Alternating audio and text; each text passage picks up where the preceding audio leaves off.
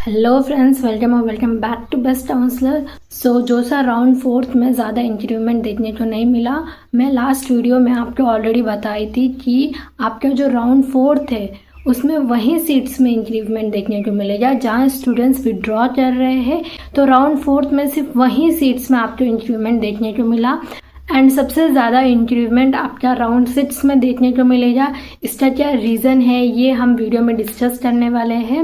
And जो students IITs को target कर रहे हैं उन्हें क्या करना चाहिए, एंड जो NITs, IIITs, GIFTs को टारगेट कर रहे हैं उन स्टूडेंट्स को क्या करना चाहिए, एंड जो अपने सीट को अपग्रेड कर रहे हैं उन स्टूडेंट्स को क्या करना चाहिए, ये सब आज हम इस वीडियो में डिस्कस करने वाले हैं।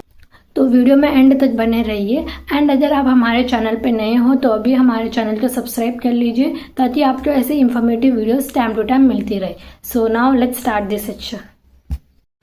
सबसे पहले हम बात करते हैं IITs के बारे में। सबसे इम्पॉर्टेंट बात यह है कि round 5th is a last round जहां आप विड्रॉ कर सकते हो IITs के लिए। अगर आपको जो सीट अलॉट हुई है वो सीट आपको नहीं चाहिए तो आप राउंड 5th में विड्रॉ कर सकते हो, लेकिन राउंड 6 में आप विड्रॉ नहीं कर सकते हो। आपका सबसे ज़्यादा इंक्रीमेंट राउंड 6 में देखने को मिलेगा। एंड कुछ स्टूडेंट्स ऐसे भी होंगे जो IISc बैंगलोर, बिटसेट, आइजर की तरफ जाएंगे या फिर IIIT हैदराबाद, IIIT बैंगलोर। हम सब जानते हैं IIIT Hyderabad, IIIT Bangalore India के टॉप इंजीनियरिंग कॉलेजेस में से एक है। तो कुछ स्टूडेंट्स ऐसे भी होंगे जो इन कॉलेजेस की तरफ जाएंगे एंड कुछ स्टूडेंट्स ऐसे भी होंगे जो ड्रॉप ले लेंगे। तो आपका जो इंक्रीमेंट है सबसे ज़्यादा वो राउंड 6 में देखने को मिलेगा। तो राउंड 6 में आपका सबसे ज़्यादा इंक्रीमेंट देखने को मिलेगा IITs की सीट में, फिर चाहे आप मेल हो या फीमेल।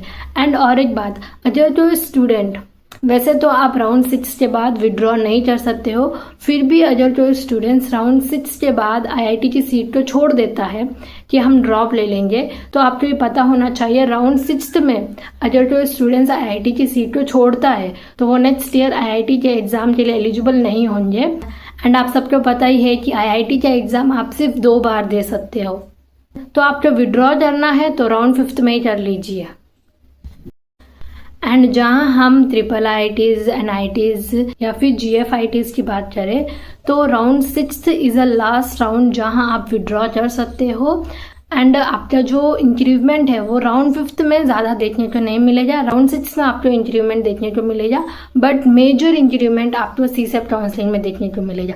क्योंकि हम सबको पता है जोसा काउंसलिंग के बाद भी NITs, IIITs, GFITs की काफ़ी सारे सीट्स बच जाते हैं एंड मे बी इस बार ये 15,000 के आसपास होने वाली है। तो आपका जो मेजर इंक्रीमेंट है वो CSET राउंड में दिखने वाला है। लेट्स सपोज अगर आपको जोसा काउंसलिंग में 55,000 पे कोई सीट अलॉट हो रही थी जनरल कैटेगरी, तो वहीं आपका CSET काउंसलिंग में 1,18,000 तक आपको वो सीट मिल जाएगी।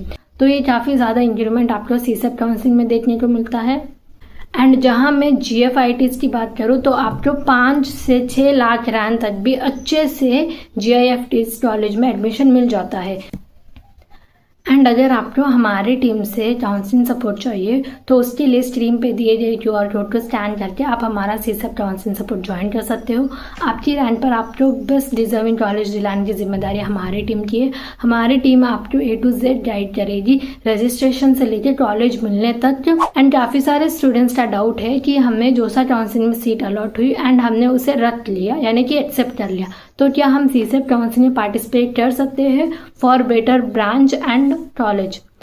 तो हाँ, जोसा काउंसलिंग में भले ही आपको सीट मिली या नहीं मिली, या आपने उसे एक्सेप्ट कर लिया या फिर आपने उसे रिजेक्ट कर लिया, कुछ भी केसेस हो, आप CSET काउंसलिंग में पार्टिसिपेट कर सकते हो।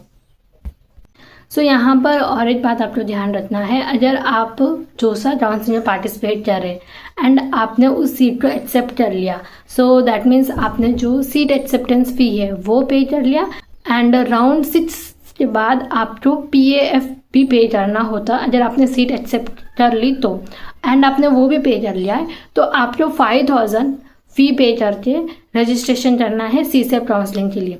लेकिन अगर जो स्टूडेंट्स जोसा काउंसलिंग में सीट को रिजेक्ट कर दिए या फिर उन्हें जोसा काउंसलिंग में सीट अलॉट ही नहीं हुई या फिर वो स्टूडेंट्स जो जोसा काउंसलिंग में पार्टिसिपेट ही नहीं करे, तो उन्हें सीसेप काउंसलिंग में पहले IAF 1 पे करना होता है एंड सीट मिलने के बाद उन्हें IAF 2 पे करना होता है।